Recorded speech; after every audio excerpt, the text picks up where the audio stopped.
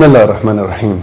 الحمد لله الذی هدانا لهذا و ما كنا لنهتدی لولا ان هدانا الله. فیلم‌های آموزشی حاضر یعنی فیلم‌های سیستم‌های کنترلی زیمنس در 9 عنوان و در 9 حلقه دیویدی با زیرنویس انگلیسی با همت و تعهد بالای مدرسین و همکاران دانش بنیان متخصص، خلاق و توانمند مرکز آموزش اصفهان و با محتوای خاصی که داره برای اولین بار در کشور تولید شده و بدون تردید ارائه این محصول آموزشی مهم گامی مؤثر در تأمین آموزش‌های مورد نیاز متخصصین ما در سایت‌های عملیاتی و در حوزه اتوماسیون صنعتی است.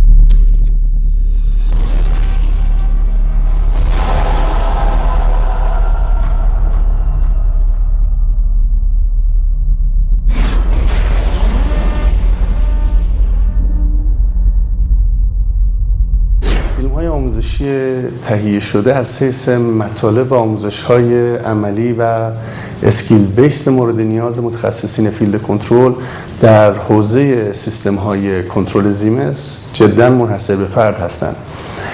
در این فیلم‌ها تمرکز بر آموزش مطالب پرچالش در بین متخصصین حوزه کنترل با اجرای نمونه‌های واقعی اون هستش. اجرا و پیاده‌سازی کلیه مراحل تصویربرداری، مونتاژ، صداگذاری، انگلیش سابتایتل و اعمال زیرنویس توسط همکاران و متخصصین این مرکز یعنی مرکز آموزش اصفهان اجرایی شده. به نام حضرت دوست به طور کامل مکانیزه و با نگاه For me it's quite user friendly but it's a personal issue this question. دکتر حسینی مقدم رئیس آموزش‌های تجهیزات سخت افزاری که محدود کمتر اهمیت ابتدا سازنده PLC بوده بعد اومده تو فیلد DCS در حالی که یوکوگاوا از همون هم کارت‌های آی اومن رو بدون هیچ مشکلی the amount of the distance that the stand of the valve has of opening and closure of that valve. So based on this information, fail-safe set is an input failure, output failure, memory failure. سری در واقع کد هستن داخلش یعنی وقتی ما یا با تأخیر کم در یک زمان مطمئن دیتا رو ببریم.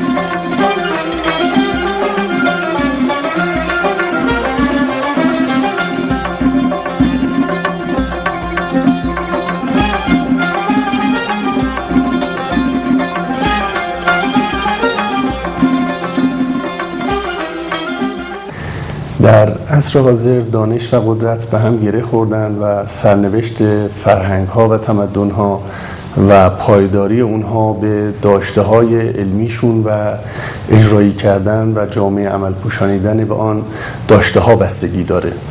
ایران اسلامی با تاریخ و مدنیتی دیرپای از معدود سرزمین‌هایی هست که همواره در عرصه گسترش فرهنگ و دانش جهانی موفق بوده و هر از گاهی تولیدات ملی و دانشی اون معطوف جهانیان میشه.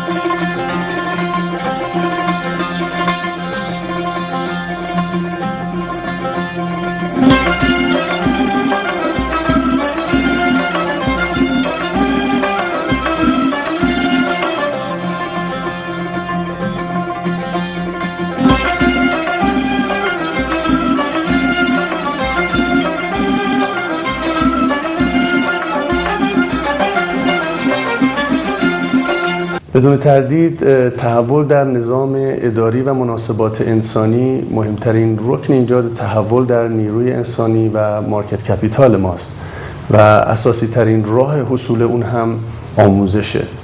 تجارب جهانی حاکی از این هست که آموزش یکی از مؤثرترین عوامل در تغییر رفتار و روزآمد کردن مهارت، تخصص، بینش، تحول سازمانی و نگرش منابع انسانی و مهمترین عامل جلوگیری از بروز مخاطرات انسانی و اقتصادی ناشی از خطاهای انسانی هست که به دلیل عدم برخورداری از آموزش صحیح و کارآمد نتیجه میشه. پژوهش هایی که انجام شده در سالهای اخیر در آموزش مؤید این امر هست که آموزش های کاربردی و هدفمند در توانمندسازی، ارتقاء سطح دانش و همچنین تحول فکری نیروی انسانی تأثیر شگرفی داشته.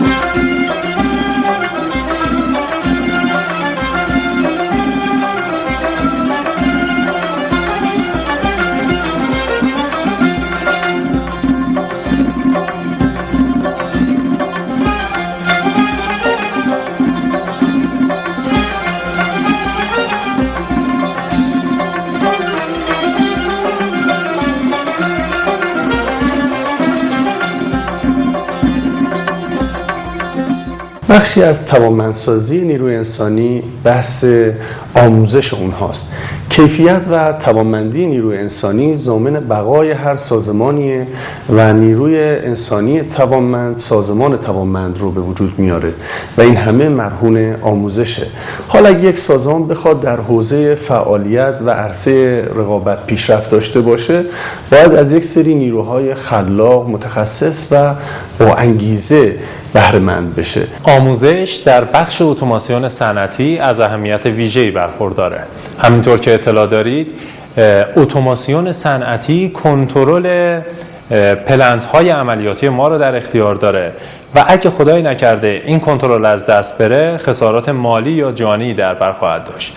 از این حیث داشتن نیروهای خبره و کار کرده در این زمینه و کسایی که بتونن در شرایط خیلی سخت از پس کارهای عملیاتی بر بیان بسیار پر اهمیته. مرکز آموزش‌های فنی و تخصصی نفت اصفهان در حوزه آموزش‌های اتوماسیون صنعتی و ابزار دقیق بلا منازع و قطب ایران در این حوزه محسوب میشه. تردیدی نیست که این توانمندی با ارزش در قطب اتوماسیون صنعتی کشور مرهون ذهن‌های خلاق و پویای نسل هوشمند و جوان ایران اسلامی و پرسنل خدوم و غرورآفرین صنعت نفت هست. جایگاه اتوماسیون صنعتی بالاخص PLC و DCS در کنترل و مانیتورینگ کردن فرآیندهای بزرگ مانند فرآیندهای پتروشیمی، نفت، گاز، پالایشگاه‌های گازی و غیره جایگاه ویژه‌ای رو برخوردار هستش. در این میون نقش شبکه‌های صنعتی برای ارتباط PLC ها و DCS های مختلف نقش ویژه‌ای رو داره، به طوری که شما با یک زوج سیم الکتریک یا فایبر اپتیک میتونید حجم زیادی از دیتا ها رو بین این PLC ها و DCS هایی که از خانواده ها و برندهای مختلف هستن رو داشته باشید. از اونجایی که امروزه بزرگترین مزیت رقابتی هر سازمان دانش بنیان برخورداری از نیروهای انسانی متخصص و متعهد هست، ما هم انشاءالله در این مرکز تلاش میکنیم که با تکیه بر همین سرمایه‌های گرانبها برنامه‌ها و خدمات آموزشی اثربخش و توأم با آرامش، آسودگی خاطر و شادابی رو برای فراگیران محترم خودمون فراهم بیاریم.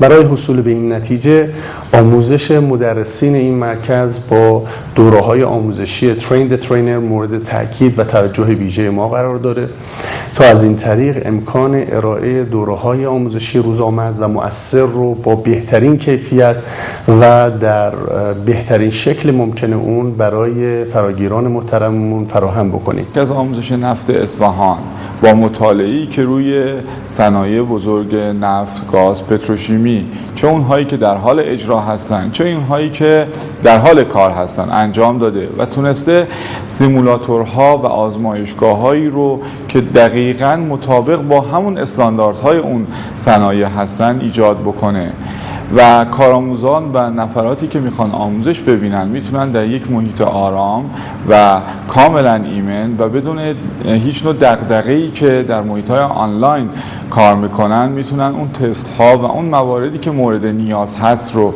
بیان اینجا آموزش ببینن. در این مرکز آموزش مدیران با رویکرد توسعه مهارت‌های مدیریتی با طرح مسئله به صورت آموزش مدیران توسط مدیران یا ترین منیجرز بای منیجرز برای اولین بار در کشور مطرح شد که در سال جاری و با رویکرد بهره‌گیری از نالج پکیج های تولیدی مدیران متخصص صنعت نفت که در طی سالهای متمادی خدمت رسانی به این صنعت و با صرف هزینه های گزافی به دست آمده رو به منظور جلوگیری از خروج این دانش ها از سازمان با خروج نیروها انشالله عملیاتی خواهیم کرد.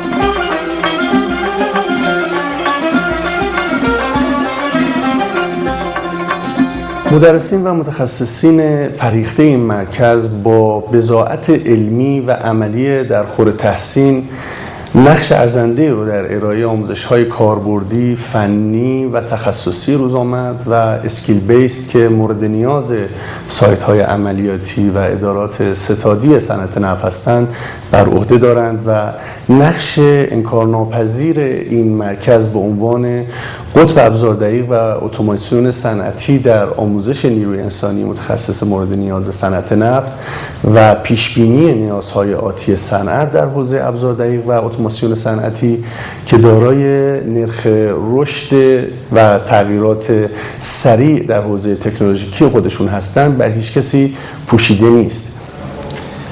از جمله خانواده‌های PLC که توی صنایع نفت و گاز بعضاً دیده شده خانواده آلن برادلی هستش. این خانواده شامل PLC های PLC5, SLC5 و آرس لاجیکس 5000 هستش. این مرکز با مطالعه‌ای که روی صنایع مختلف داشته آزمایشگاه‌های متناظر با اون صنعت و کاربرد این خانواده تو صنعت استفاده کرد. به طوری که شما مثلا خانواده SLC5 از کارت‌های مودباس، اترنت و پروفیباسش استفاده کرد. در نقش ارتباطی مودباس ارتباط این خانواده با PLC ها و DCS های مختلف داشته، همچنین با پروفیباس ارتباط آلن برادلی با ریموت IO ها و DCS های مختلف و PLC های مختلف داشته. همچنین در حیطه اترنت ارتباط آلن برادلی با سوپرویژن های مختلف و HMI های مختلف نظیر سایتک، ISVU، VNCC رو این مرکز کاملا تجهیز کرده و کارآموز میتونه با گذراندن این دوره ها کاملا ارتباطات آلن برادلی با از چه لحاظ PLC چه از لحاظ HMI رو داشته باشه. چیزی که جزء نقاط قوت این مرکز آموزشی محسوب میشه به کارگیری انواع برندها در تنوع تجهیزات هست. برای مثال خدمتتون عرض کنم در زمینه زیمنس ما انواع سیستم های زیمنس چه سری 300 سری 400 سری های ریداندنت 400H و سیستم هایی که در حقیقت برای شبکه های مختلف استفاده میشه مثل پروفیباس، پروفینت، اینداستریال اترنت، مودباس، ماژول های مختلف ریموت IO و درایو های مختلف زیمنس رو خوشبختانه در این مرکز تجهیز کرد. خود شما هم محاسبه بفرمایید که یک روز تعطیلی ناشی از خطاهای انسانی که از ضعف آموزش نتیجه میشه مثلا در فازهای پارس جنوبی و مثلا در سنترال کنترل روم ها که انواع سیستم های کنترلی رو داره و کل پالایشگاه با همون DCS ها در واقع هدایت و راهبری میشه و با عنایت به این که مثلا هر فاز پارس جنوبی مثلا روزی $2 میلیون تولید میکنه یا مثلا مراکز نفتی، پالایشگاه‌ها، پتروشیمی‌ها و سکوهای نفتی چه میزان خسارت و ضرر مالی رو به همراه خواهد داشت که البته میتواند با آموزش اثر بخش و روزآمد به حداقل میزان ممکن برسه. همونطور که میدونید در سیستم‌های صنعتی از جمله صنایع نفت و گاز و پتروشیمی، سیستم‌های کنترلی یکی از اجزای مهمشون سنسورها هستند که سنسورها المان‌هایی هستند که نسبت به یک کمیت خاص از خودشون عکس‌العمل نشون میدن و در صنایع مختلف، مثلا در یک درام صنعتی شما میبینید که اگر سنسور لول اون درام درست کار نکنه، احتمال این که درام تخلیه شد تخلیه کامل بشه یا سرریز بشه و باعث انفجارهای مختلف در محیط سایت بشه. به خاطر همین سنسورها اهمیت بسزایی دارند و ما در مرکز آموزش نفت اصفهان سعی کردیم انواع سنسورهای صنعتی از جمله لول، فلو، فشار، دما رو تهیه بکنیم و به طور کامل روش کار و کالیبراسیون اونها رو آموزش بدیم. در پایان خداوند متعال رو شاکریم که توفیق خدمت به میهن عزیز و متخصصین سرافراز کشورمون رو در پایتخت فرهنگ و تمدن و قطب گردشگری ایران اسلامی و مرکز آموزش اصفهان به ما عطا نموده و این جانب با همه مسئولان و همکاران عزیزم در این مرکز در این موسم پرنشاط تدبیر و امید با جان و دل تلاش میکنیم تا همواره چه در کلاس ها، ورکشاپ های آموزشی و آزمایشگاه ها و چه در مراحل شروع کار تولیدی و در سایت های عملیاتی یاریگر شما متخصصین توانمند صنعت نفت باشیم و در این مسیر بسیار ارزشمند امیدوار هستیم که از حمایت های معنوی امام عصر روحی و ارواح العالمین لتراب مقدم الفدا بهره‌مند باشیم و قدوم شما رو در این مرکز همواره گرامی می‌داریم. سبز و خرم باشید.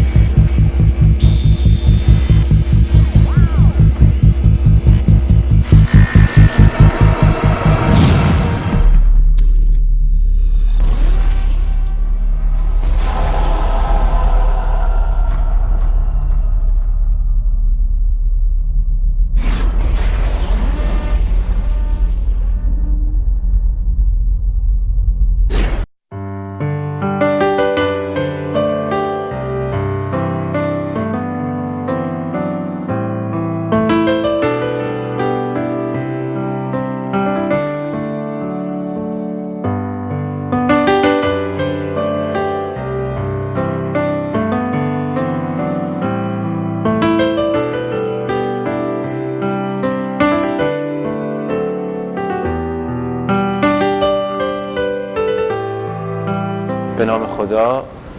در این قسمت شما با تغییر در کارت حافظه سیستم S7400H آشنا میشید.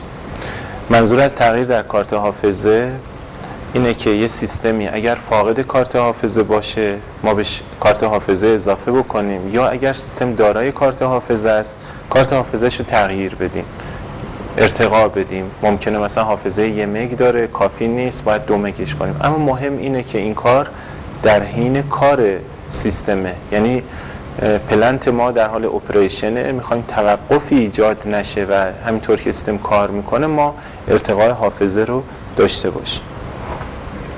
در سیستم‌های 400 معمولی این کار امکان پذیر نیست، یعنی حتما ارتقای کارت حافظه یا تغییر در اون منجر به توقف میشه، ولی در 400H میشه با رعایت یه سری نکات این کارا انجام داد.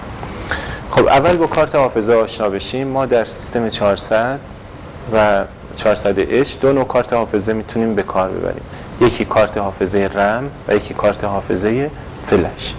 چیزی که اینجا مشاهده میکنید این کارت یک نمونه کارت حافظه رم هست. این کارت از نظر ظاهر با کارت فلش یکیه. من اینجا این کارت رم رو دارم به شما نشون میدم و این یکی که بالاتر میگیرمش این کارت حافظه فلش. ببینید از نظر ابعاد عین همه، فقط نوشته های روش اگر دقت کنید روی یکی از اینا نوشته فلش و روی یکی از اینا نوشته رم، پس از نظر ظاهر عین هم هستن. و نکته دیگری که اینجا مشخصه میزان حافظه است که همینطور که میبینید فلش ما 2 مگ و رم ما 256 کیلو روش نوشته شده، اینجا 256 کیلو و فلش ما 2 مگ نوشته شده. یه علامت دایره کوچیکی هم اینجا میبینید، به این دقت داشته باشید موقعی که میخواید کارت جا بزنید این مهمه که کدوم سمت قرار بگیره. حافظه رم برای سی پی یو در واقع دسترسیش راحت تره، برای یوزر هم که کار میکنه کار با کارت رم راحت تره. الان میبینیم که وقتی کارت رم رو داخل اسلات حافظه قرار میدیم روی سی پی یو، این رم با رم داخل سی پی یو با هم جمع میشه، ولی وقتی از فلش استفاده میکنیم فلش به صورت یه باکس مستقل یه حافظه خارجی تلقی میشه. یه مقدار نکاتی روی کارت فلش هست که اگه رعایت نکنید ممکنه که سیستم رو در حین بهره برداری هست دچار مشکل کنه. ما اول تستمون رو با کارت رم شروع میکنیم، ولی قبلش من میخوام نکاتی در ارتباط با این سیستم بگم، چقدر فعلا حافظه داره و بعد ارتقای حافظه رو شما متوجه خواهید شد.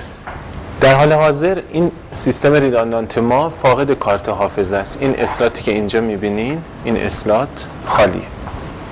ما میخوایم تو این شرایط ببینیم که چقدر حافظه داریم. همطوری که میدونید میزان حافظه رو میشه در ماژول اینفورمیشن سیستم مشاهده کرد که همون پنجره‌ای که با شورتکات کنترل دی میاد. اینجا مشاهده میکنید که حافظه لود مموری سیستم که از جنس رمه توتال 256 کیلو که به اندازه 4% این پر شده. خب ما حالا اینو میخوایم ارتقا بدیم، اما نکته‌ای که وجود داره اینه اگر من کارت رمو در سیستم جا بزنم یا حتی کارت فلش رو در حین کارت سیستم جا بزنم این سیستم قطعا استاپ میشه. اصلا از نظر سیفتی بهتره که ما سی پی یو رو استاپ بکنیم بعد کارت رو جا بزنیم. خب من اگر اینو جا بزنم و سیستم استاپ بشه چه اتفاقی میفته؟ یکی از سی پی یو ها از دست میره، درسته؟ خب یه سی پی یو از دست بره بیاد بالا، آیا وقتی که یه کارت رم جا زدم و سیستم رو دوباره ران کردم این میاد تو مود ریداندانت؟ خیر. یکی از الزامات سیستم ریداندانت اینه که حافظه لود مموری دو طرف دقیقاً یکی باشه. پس من نمیتونم یه طرف کارت رم داشته باشم یه طرف نداشته باشم. این یه نکته‌ای داره که من الان انجام میدم، متوجه میشین که چیکار باید کرد که یک سیستم بیاد بالا و بعد سیستم دومو جایگزین کنه. پس روال کار اینه، کارت رمو یکشو انتخاب میکنم و میام روی یکی از این سیستما، فرق نمیکنه ولی ترجیحاً از استندبای شروع کنید. مستر رو بذارید کار کنترلی خودشو انجام بده. دوستان کار کنترلی ما چشمک زدن این چراغه و من وقتی که این کارتا رو اضافه میکنم این نباید قطع بشه. اگر قطع شد یعنی من پلنتمو بهش توقف دادم. این اتفاق نباید بیفته که این وایسه یا چشمک زنم به اصطلاح از دست بره، خاموش بشه. خب از استندبای شروع میکنم. اینجا دقت کنید، من یه دایره در واقع یه دایره بالای این قسمت اسلات حافظه سی پی یو میبینم. اینجا بالای این کارت یه دایره هست، این دوتا باید با هم بخونه. من نمیتونم کارتو اینجوری جا بزنم، باید این دایره‌ای که این بالا هست با این دایره تطبیق بدم و قرار بدم، اما قبلش سیستم رو استاپ میکنم. پس این استاپ کار کنترل من همینطور که میبینید داره انجام میشه با یک سی پی یو که اونم مستر. خب کارتو جا میزنم. ببینید وقتی که این کارت داخل سیستم جا زده شد چه اتفاقی میفته؟ این کارت LED استاپ که الان دارم اشاره میکنم، این LED چیه؟ چشمک زنه. این یه ریکوست برای چیه؟ برای ریسته. هر وقت کارت حافظه جا میزنیم یا کارت حافظه یا بیرون میکشیم باید این امرس رو فشار بدیم تا سیستم ریست بشه. الان من این امرس رو فشار میدم، ببینید این LED ثابت شد. خب سیستمی که الان دارم یک سمت کارت حافظه نداره و یک سمت کارت حافظه داره. آیا این سیستم میتونه ریداندانت بشه؟ خیر. من هر کار بکنم اگر اینو ران بکنم سیستم نمیاد تو مود ریداندانت و رد اف هم روشنه. ببینید ران چشمک میزنه بعد خاموش میشه، دوباره استاپ، ریداندانسی فالت روشن، نتونست طبیعی هم هست.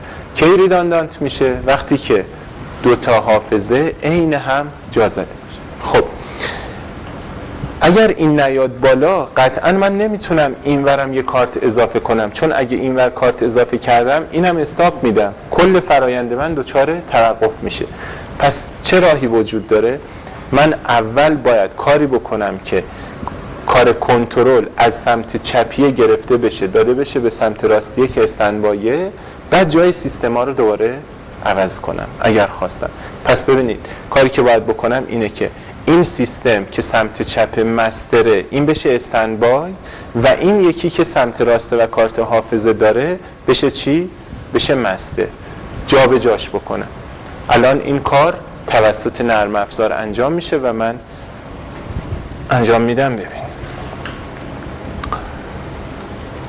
در نرم افزار در محیط‌های مختلف، چه در محیط برنامه نویسی باشین، چه در محیط هاردور کانفیگ باشین، چه تو خود این محیط یه پنجره هست که اپریتینگ مود سیستم، توسط اون میتونید سیستم رو استاپ بدید، ران بکنید، حالتهای مختلفی میتونید براش ایجاد بکنید. شورتکاتش کنترل آیه ولی مسیر اصلیش از منوی PLCه. در محیط اصلی از این قسمت دیاگنوستیک ستینگ اپریتینگ مود نوشته کنترل آی میاد. تو این پنجره میبینید نوشته اچ سیستم سولو مود. سولو مود یعنی سیستم چی؟ سینگل، ریداندانت نیست. ران، مستر رانه، اونی که در رک صفره و استندبای هم که استاپ. گزینه اینجا وجود داره به اسم سویچ تو. اگه من سویچ تو رو بزنم این سیستما جاشون عوض میشه. خب من سویچ تو رو میزنم، لطفا شما اینجا ببینید که چه اتفاقی میفته. این سیستمی که استاپه این باید ران بشه بیاد بالا و برعکس اینی که رانه و مستره باید استاپ بشه و بشه استندبای. پس اول اینجا دقت بفرمایید من سویچ تو رو میزنم. خب من سویچ تو انجام بدم این سیستم میشه مستر، ران میشه و اون سیستمی که استندبایه الان مستره میشه استندبای و استاپ میشه. لطفا اینجا دقت بکنید من سویچ تو رو انجام میدم. از طریق نرم افزار سویچ تو رو میزنم، اما چون من میخوام مموریمو اکسپند بکنم گزینه دوم ویت اکسپندد مموری کانفیگوریشن سویچ. دقت بفرمایید این ران شد، مستر شد و کار کنترل فرایند من ادامه داره، هیچ توقفی نداشتم و اون سیستمی که بود مستر چی شد؟ الان شد استندبای و استاپ شد. الان وقتشه که کارت حافظه این طرفی رو اضافه کنم. به همون روال کارت رمو که با اون کارت از نظر سایز مشابهه و نوعش هم یکیه قرار میدم. خب سیستم استاپ هست دیگه، احتیاج نیست که من LED در سویچ استاپ رو فعال بکنم و ببرمش تو مود استاپ. ببینید اینجام 2 مرتبه استاپ شروع به چشمک زدن کرد که من باید امرس رو فشار بدم. سیستم میارم استاپ، امرس، این الان ثابت میشه. خب این سیستم پس چی شد؟ الان استندبای، کار کنترل هم که همینطور که میبینید همینطور ادامه داره چشمک زد. اگر من این سی پی یو رو ران بکنم دستی باید بیاد بالا. ببینید اومد بالا، ران شد و سیستم اوکی، کار کنترل هم ادامه پیدا کرد. خب این روش اضافه کردن کارت حافظه از نوع رم بود که ما در ادامه کارت حافظه فلش رو توضیح میدیم. با فلش یه سری نکات دیگری وجود داره. الان تصور کنید که ما سیستمی داریم با کارت حافظه رم ولی میخوایم کارت حافظه فلش بذاریم. خب فلش چه مزیتی نسبت به رم داره؟ فلش مشخصه اگر که پاور قطع بشه اطلاعاتی که روشه پاک نمیشه.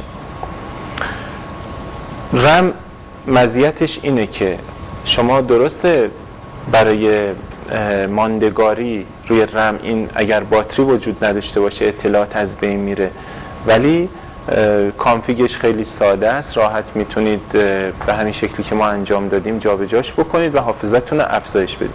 الان قبل از اینکه من حافظه فلش رو افزایش بدم اینجا به شما نشون میدم که کارت حافظه‌ای که قرار دادیم میزان حافظه رو تا چه حد افزایش داد. ما 256 کیلو داخل سی پی یو داشتیم، 256 کیلو هم کارت حافظه رم اضافه کردیم. اگر الان اینجا من برم توی پنجره ماژول اینفورمیشن که باز از همون مسیر دیاگنوستیک ستینگ میاد، ماژول اینفورمیشن و تب مموری، شما میبینید حافظه سیستم قبلا اینجا بود 256 تا، حالا 512 تاست و 2% پر شده. پس این به عنوان یه باکس بیشتر اینجا ظاهر نمیشه. اما وقتی کارت فلش رو قرار میدیم، کارت فلش یه باکس مجزایی برای خودش پیدا میکنه. این کلمه. خب من هدفم الان اینه که بدون توقف سیستم حافظه رم رو تبدیل کنم به حافظه فلش. خب این کار رو انجام میدم. در ضمن این نکته هم خدمتتون بگم مثلا که کارت حافظه فلش رو شما میتونید از طریق پی جی پروگرام بکنید قبلا، یعنی برنامه و کانفیگ سخت افزار و شبکه رو روش بریزید بعد اینجا قرار بدید. اگر این کارو نکنید اون وقت باید در دانلود و اینا دقت بکنید که از کجا اطلاعات باید بهش دانلود بشه. خب فعلا قدم اول اینه که 2 تا کارت رم رو خارج بکنیم. میایم اون سیستمی که استندبای هست استاپش میکنیم. درسته؟ این سیستم سمت چپ من این استاپ میشه. کارت حافظه رم رو خارج میکنم. همینطوری که مشاهده میکنید استاپ چشمک زنه، یه لحظه مموری ریست رو فشار میدم تا این ثابت بشه و میذارمش رو وضعیت ران. چرا باید روی ران باشه؟ به خاطر اینکه بتونم سویچ تو رو بعداً انجام بدم. تو این شرایط هرچی داخل این سی پی یو بود پاک شد دیگه با امرس. پس من یه دانلود از طریق نرم افزار انجام میدم. برای اینکه همه چیز رو منتقل بکنم از این سطح، یعنی سطح سیماتیک اچ استیشن شامل هاردور و بلاک ها میزنم دانلود و اینو بدونید که همیشه این منتقل میشه به رک 0. دانلود رک 0 اوکی یس. خب میام منوی PLC دیاگنوستیک ستینگ، البته روی سی پی یو همون پنجره کنترل آی و سویچ تو رو انجام میدم. الان اینجا دقت بکنید این سیستمی که استندبای با سویچ تو باید بیاد ران بشه و مستر بشه و اون یکی برعکس. الان اینجا تجربه کنید، میبینید ران شد، مستر و کار کنترل هم همینطور ادامه داره بدون